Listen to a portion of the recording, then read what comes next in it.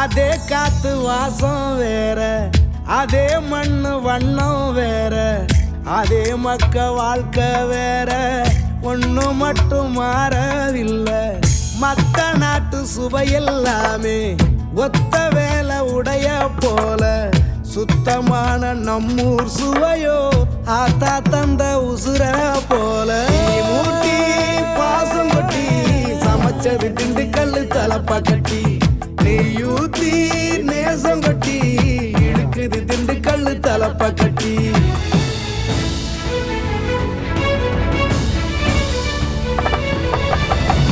மூட்டி பாசம் கொட்டி சமைச்சது திண்டுக்கல் தலப்பா கட்டி, நெய்யூத்தி நேசம் கொட்டி படைச்சது திண்டுக்கல் தலப்பா கட்டி.